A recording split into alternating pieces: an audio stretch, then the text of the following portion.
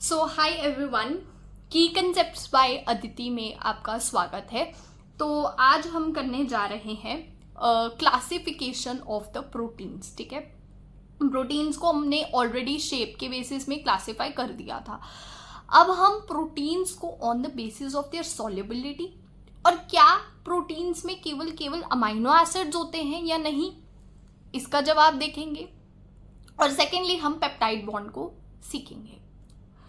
तो यही आज का टारगेट है कि प्रोटीन्स को आज हम क्लासिफाई करेंगे और पेप्टाइड बॉन्ड को भी आज हम सीखेंगे। ठीक है, तो रिकॉल करवा देती हूँ। सबसे पहले रिकॉल में अमाइनो एसिड्स आता है। अमाइनो एसिड्स की क्लासिफिकेशन जो है वो हमने ऑलरेडी कर ली थी कि कौन से न्यूट्रल होते हैं, कौन से एसिडिक होते हैं, कौन से एरोमेटिक होते हैं, ठीक है, कौन से बेसिक होते हैं। ये हमने अमाइनो एसिड्स की क्लासिफिकेशन कर ली थी। एंड साइड बाय साइड हम यहाँ पर शॉर्ट्स भी डाल रहे हैं, शॉर्ट नोट्स जिसको हम कहते हैं। देखो, आई नेवर सजेस्ट कि तुम शॉर्ट नोट्स पूरे मेरे कॉपी करो। कुछ अगर तुम्हें ऐड लगता है कि तुम्हें करना है, प्लीज डेफिनेटली ऐड इट, लेकिन पूरा कॉपी मत करो। ठीक है, तो क्लासिफिकेशन जो है वो आज हमने पूरा डन कर लिया है। स्ट्रक्चर भी पूरा देख लिया है कि सी अल्फा और कार्बोक्सिलिक ग्रुप होता है, एच होता है, आर होता है, और उसके साथ अमीनो ग्रुप होता है, and R can be variable, ये भी देख लिया था। Calculation isoelectric point of amino acid, pI भी मैंने आपको करवा दिया था। हालांकि pI is not in your NCERT, पर जब आप क्लास 12th में बायोमोलिक्यूल्स का चैप्टर पढ़ोगे इन द केमिस्ट्री, तो वहां पे तुम्हें आइसोइलेक्ट्रिक पीएच को कैलकुलेट करना आएगा। तो I have just told you in this lecture only. और क्लासिफिकेशन ऑफ प्रोटीन्स आज हम करेंगे on the basis of their shape. ये भी हमने कर लिया था। आज हम शेप के नहीं, आज हम सॉल्युबिलिटी के बेसिस में आज हम क्लासिफाई करेंगे। अच्छा, बिफोर स्टार्टिंग मैं तुम्हें ये क्वेश्चन जो है वो पूछना चाहती हूँ। हालांकि I will not tell its answer because ये हमने ऑलरेडी वीडियो में अपने प्रीवियस लेक्चर में मैंने कवर करवा दिया था। तुम्हें यहाँ पर बस सॉल्व करना है और कमेंट सेक्शन में इसका जवाब देना है। ठीक है, तो यहाँ पर सेरीन है, बेसिक अमाइनो एसिड तुम्हें बताना है कि सेरीन है, थ्रियोनिन है, लाइसिन है, आर्जिनिन है, क्या कौन सा अमाइनो एसिड इसमें से बेसिक है। फिर which of the following is most basic, basic में से भी मोस्ट बेसिक अब तुम्हें बताना है, जिसमें लाइसिन, हिस्टिडीन, एलेनिन और सेरीन ऑप्शन जो है वो दी हुई है। ठीक है, अच्छा, अब हम क्लासिफाई करते हैं अमाइनो एसिड्स को on the basis of their solubility. ठीक है, अमाइनो एसिड्स को क्लासिफाई करते हैं on the basis of their solubility. Classify amino acid on the basis of solubility. ठीक है, सबसे पहले यहां पर अमाइनो एसिड हमें पता है 2 डिफरेंट फॉर्म्स के होते हैं। इसमें अमाइनो एसिड फाइबरस और ग्लोबुलर होंगे। ग्लोबुलर सॉल्युबल होंगे, फाइबरस नॉन सॉल्युबल होंगे। ग्लोबुलर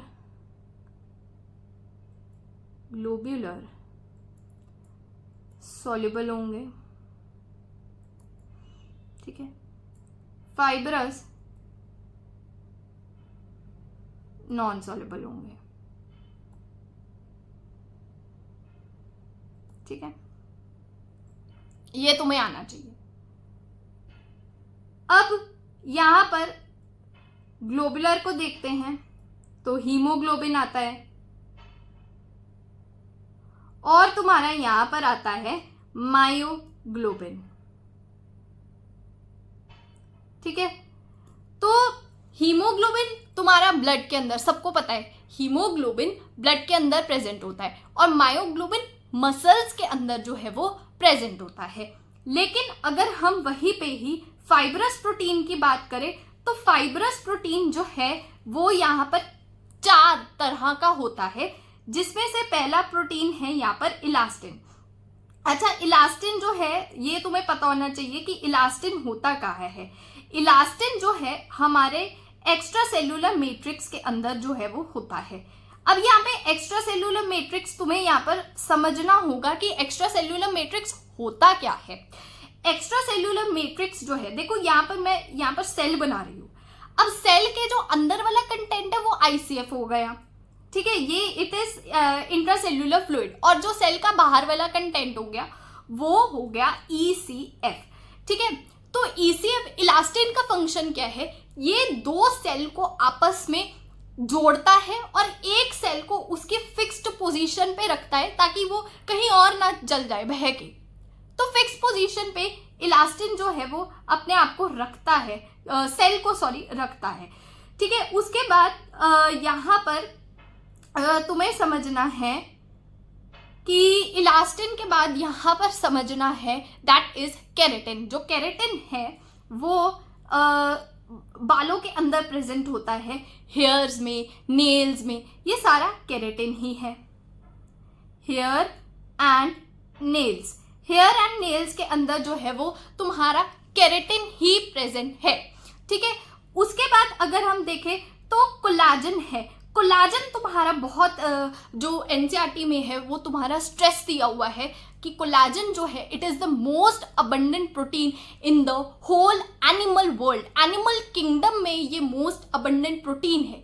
ये भी ECF की तरह ही काम करता है, अपने सेल को उसकी फिक्स्ड पोजीशन पे रखता है, ठीक है, ताकि सेल जो है वो फिक्स्ड पोजीशन पे ही रहे, ठीक है। तो यहाँ पर मैं लिख देती हूँ कि what is the role of collagen, that is ECF, ठीक है, ये तुम्हें आना चाहिए। अब हम यहाँ पे कोलाजन के बारे में लिख लेते हैं, which is very very important, और तुम्हें NCERT में तुम्हारा ये दिया भी हुआ है और तुम्हें क्वेश्चन भी पूछ सकता है। तो elastin is the most abundant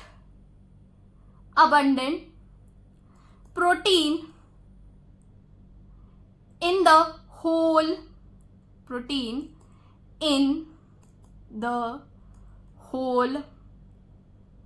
animal world, ठीक है, ये NCERT ने दिया हुआ है। उसके बाद चौथा है तुम्हारा रुबिस्को। रुबिस्को की फुल फॉर्म ही नहीं लिखने आती बच्चों को, और more over Rubisco short form में कैसे लिखते हैं वो भी नहीं लिखना आता। तो रुबिस्को R बढ़ा जाएगा, U छोटा जाएगा, D बढ़ा जाएगा और IS छोटा जाएगा, C बढ़ा जाएगा और O भी बढ़ा जाएगा। अब इसके फुल फॉर्म देख लेते हैं, which is ribulose bisphosphate carboxylase oxygenase. Ribulose, ठीक है, राइबुलोज बिसफॉस्फेट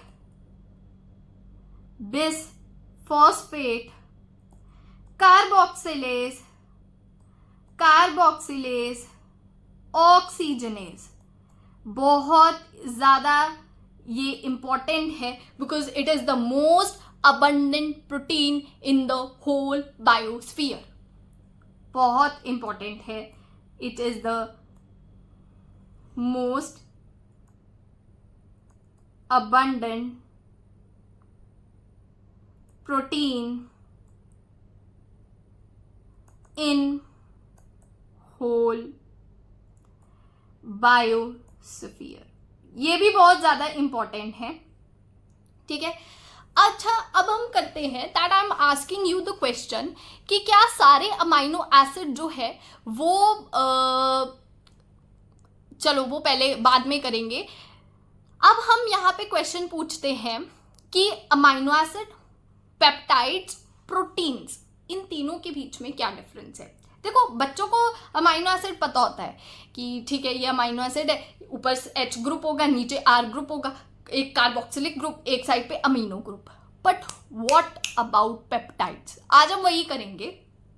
सबसे पहले यहाँ पर आता है अमाइनो एसिड। सब बच्चे हेडिंग डालेंगे, दैट इज अमाइनो एसिड्स की। अमाइनो एसिड्स सिंपल है, सिंपलेस्ट फॉर्म है किसी भी प्रोटीन को बनाने के लिए। सिंपलेस्ट फॉर्म है किसी भी प्रोटीन को बनाने के लिए। अच्छा, सिंपलेस्ट फॉर्म तो है, लेकिन इसका स्ट्रक्चर बच्चे बच्चे को पता होता है कि ये सी अल्फा है, यहाँ पर कार्बोक्सिलिक ग्रुप है, ठीक है, यहाँ पर H ग्रुप है, यहाँ पर R ग्रुप है और यहाँ पर अमाइनो ग्रुप है। ये तो सबको पता होता है, लेकिन यहाँ पर बात आती है कि पेप्टाइड्स और प्रोटीन्स के बीच में क्या डिफरेंस है, क्योंकि बच्चों को पेप्टाइड प्रोटीन्स के बारे में डिफरेंस ही नहीं पता लगता। इनको लगता है कि सारे ही सेम है, पेप्टाइड भी सेम है, प्रोटीन भी सेम है, but it is a big no. ठीक है, अब हम यहाँ पे पेप्टाइड्स के बारे में देखते हैं कि व्हाट आर पेप्टाइड्स। देखो, पेप्टाइड्स जो है ये अमाइनो एसिड से बनता है। ठीक है, बहुत सारे अमाइनो एसिड जब आपस में जुड़ते हैं तो यहाँ पर पेप्टाइड्स की फॉर्मेशन होती है। ठीक है, बट यहाँ पर अमाइनो एसिड्स की लिमिटेशन भी बहुत ज़्यादा कम होनी चाहिए। नियर अबाउट मैक्सिमम से मैक्सिमम 50 अमाइनो एसिड जुड़ के पेप्टाइड्स जो है वो बना सकते हैं। ठीक है, तो मैक्सिमम से मैक्सिमम 50 अमाइनो एसिड जो है वो पेप्टाइड्स जो है वो बना सकते हैं। उसके बाद आता है प्रोटीन्स। देखो, सबसे पहले प्रोटीन्स के बारे में अगर मैं लिखना चाहूँ तो प्रोटीन्स जो है वो कभी भी होमोपॉलीमर नहीं होगी। Proteins are always and always heteropolymers. Heteropolymers का क्या मतलब होता है? हेट्रोपॉलीमर्स का मतलब ये होता है, हेट्रो मतलब डिफरेंट, लिख देती हूँ, हेट्रो मतलब डिफरेंट और पॉलीमर्स मतलब चेन ऑफ मोनोमर्स। और इसके मोनोमर्स क्या कौन है? अरे भाई, या इसके मोनोमर्स तो अमीनो एसिड ही है, पर यहाँ से मोर देन 50 अमीनो एसिड अगर इसके साथ जुड़े हों, 50 अमीनो एसिड, एक अमीनो एसिड, दूसरा, तीसरा, 50 से ज़्यादा अमीनो एसिड अगर जुड़े हों तो वो प्रोटीन्स कहलाता है। डिफरेंस है in the attachment of number of amino acid, ये हमेशा हेट्रोपॉलीमर होगा और यहाँ पर मोर देन 50 अमीनो एसिड जो है वो जुड़ने चाहिए to be called as proteins. फिर आता है कि क्या सभी प्रोटीन्स में केवल और केवल अमीनो एसिड ही होंगे? I am saying that is या आर, ठीक है, डस all proteins contain only amino acid. तो यहां पर तुम्हें ये जवाब देना है कि क्या सभी के सभी प्रोटीन्स में केवल और केवल अमाइनो एसिड ही होंगे? तो जवाब है नहीं। हाँ, आई अग्री कि बहुत सारे अमीनो एसिड, बहुत सारे प्रोटीन्स ऐसे होंगे जिसमें केवल और केवल अमीनो एसिड ही होगा। आई अंडरस्टैंड, पर कई प्रोटीन्स ऐसे भी है जिसके साथ साथ प्रोटीन्स के साथ साथ और ग्रुप भी, जो प्रोटीन ना हो वो ग्रुप भी जुड़ा हो सकता है। What I am saying is कि मान लो ये तो प्रोटीन है, मान लो दिस इज प्रोटीन, ठीक है, ऐसे करते हैं, ठीक है, दिस इज प्रोटीन, ये तो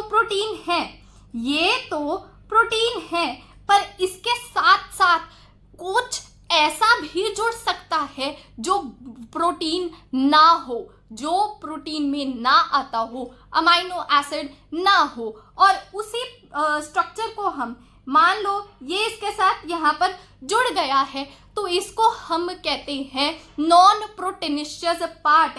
समझो, यहाँ पर अपनी अकल खोलो कि यहाँ पर मैं बताना क्या चाह रही हूँ।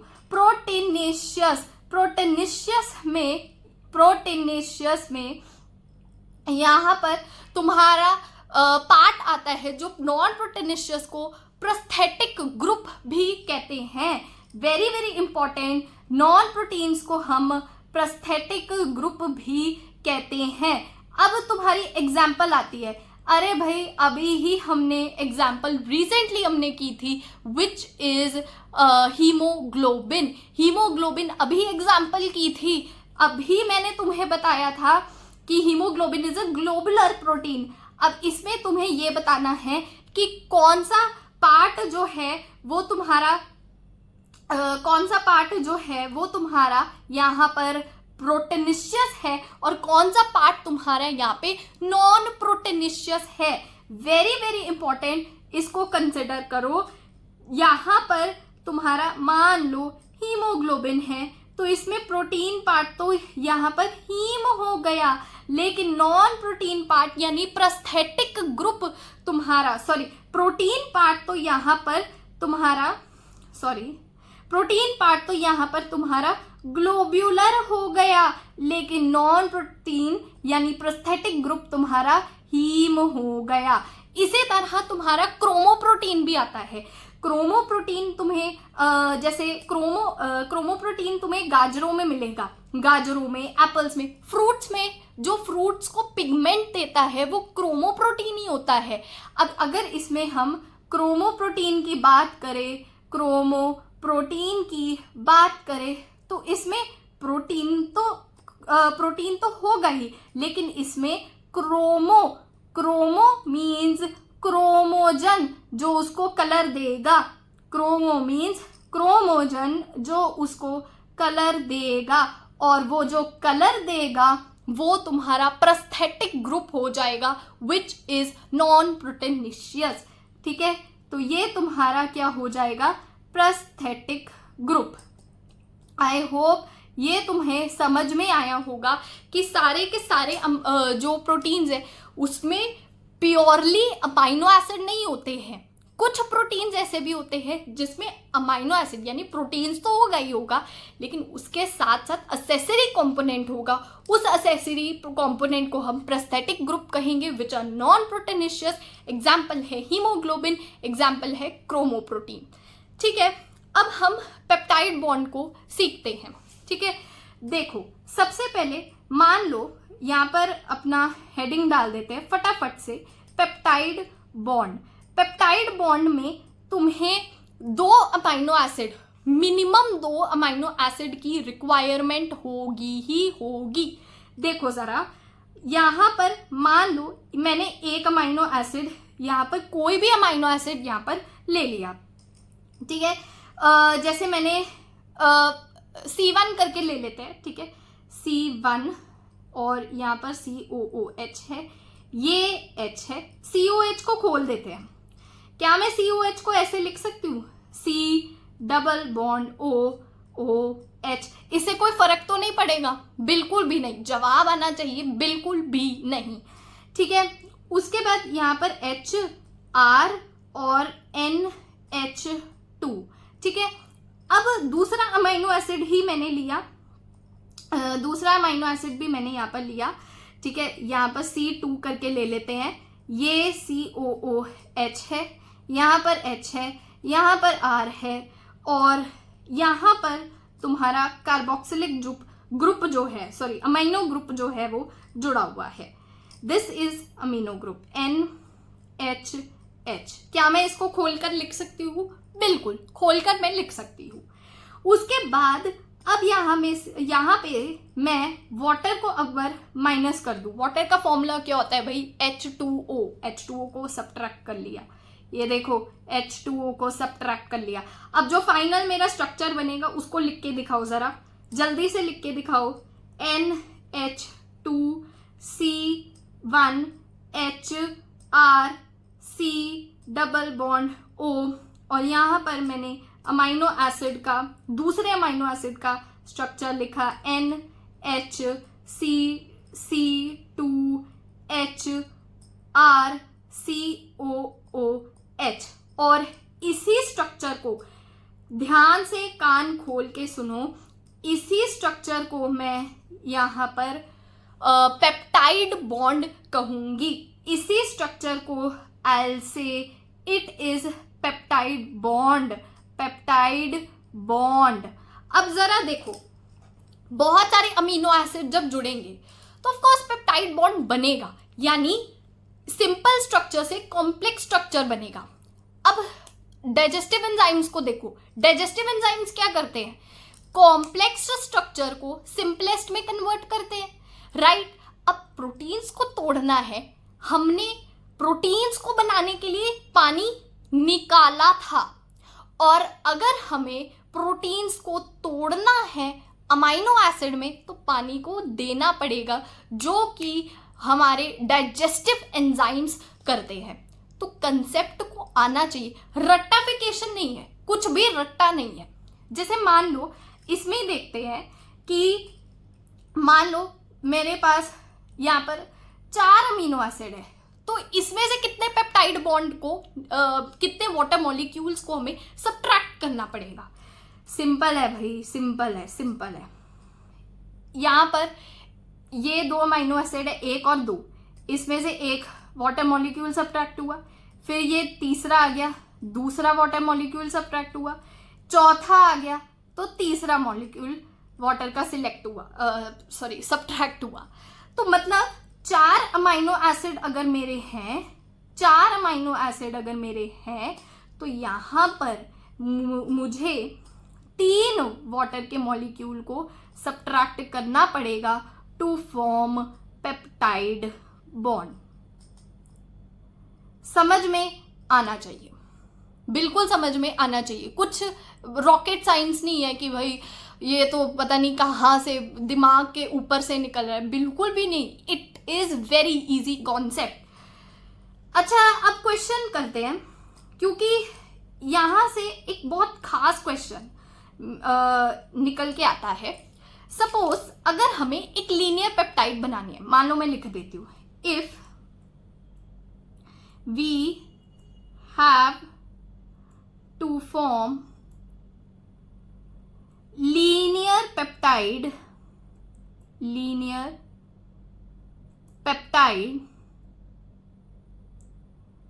of 50 amino acid, ठीक है, 50 amino acid having each molecular weight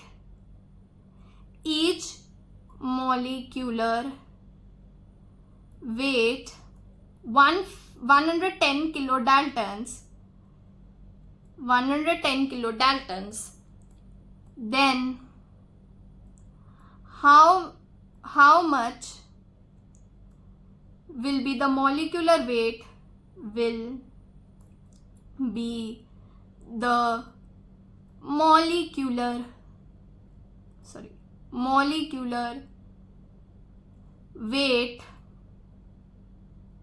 of linear peptide. Question को ध्यान से पढ़ो, बोल क्या रहा है, ध्यान से पढ़ो क्वेश्चन को।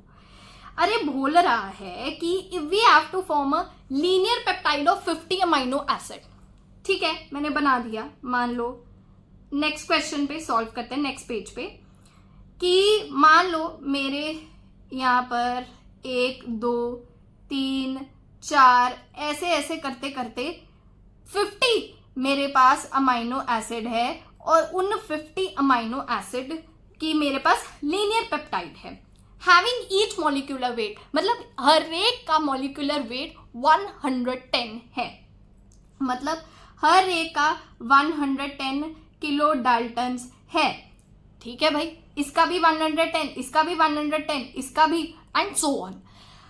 उसके बाद है हाउ मच, उसने पूछा है कि how much will be the molecular weight of linear peptide, जो हमारी लीनियर पेप्टाइड बनी है उसका मॉलिक्यूलर वेट कितना होगा। तो क्वेश्चन को खुद सॉल्व करो, उसके बाद मैं बताऊंगी कि कैसे सॉल्व करते हैं। पॉज करो वीडियो को और फिर खुद से सॉल्व करो।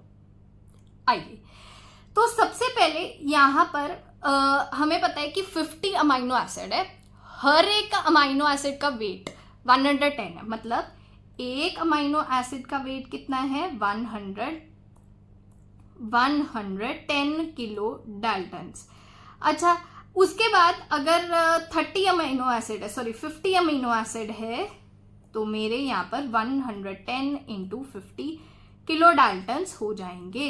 लेकिन यहाँ पर वाटर के मॉलिक्यूल्स भी तो सब्ट्रैक्ट होने हैं जो पेप्टाइड बॉन्ड से निकलेंगे। और मैंने बोला कि अगर सपोज अभी यहाँ पे बताया कि 4 अमीनो एसिड को बनाने के लिए 3 वाटर के मॉलिक्यूल्स सब्ट्रैक्ट होते हैं, तो 50 अमीनो एसिड्स को बनाने के लिए कितने मॉलिक्यूल्स वाटर के सब्ट्रैक्ट होंगे भाई? 49। एक उससे कम कर देना है, जितना अमीनो एसिड है मान लो 50 है, तो कितने वाटर मॉलिक्यूल्स निकलेंगे? उससे एक कम, यानी 49 इंटू 18 वाटर के मॉलिक्यूल्स भी तो सब्ट्रैक्ट होंगे। तो अगर मैं टोटल मॉलिक्यूलर वेट देखूं, टोटल मॉलिक्यूलर वेट, तो ये हो जाएगा 50 किलो डाल्टन्स। एक का 50 था, 110 माइनस वाटर के मॉलिक्यूल कितने हो जाएंगे? 49 इंटू 18। और जो भी तुम्हारा आंसर आएगा that is the exact molecular weight of linear peptide. अच्छा, अब मैं तुमसे एक और क्वेश्चन पूछती हूँ विच इज योर होमवर्क। ठीक है, ये मैं तुम्हें होमवर्क के लिए दूंगी, नेक्स्ट वीडियो में हम डिस्कस करेंगे। ठीक है, पर तुम्हें ये आना चाहिए, तुम्हें ये होमवर्क सिंसियरली करना है और इसका आंसर निकालने की कोशिश करनी है। Suppose if there is circular peptide, अब मैं सर्कुलर पेप्टाइड लिख रही हूं, नॉट लीनियर पेप्टाइड। अब circular peptide made of 48 amino acid, each having molecular weight 110 kilodalton, then find the total weight of circular peptide। Hint ये है, question वैसे ही solve करना है जैसे मैंने पिछला क्वेश्चन को सॉल्व किया था, बट यहाँ पे ध्यान ये रखना है कि it is not linear, it is circular peptide, which is very very important. एक वर्ड चेंज होने से पूरा एंटायर क्वेश्चन चेंज हो गया, तो ये तुम्हें ध्यान में रखना है while solving the question। तो आज के लिए बस इतना ही, and we'll see you in the next video।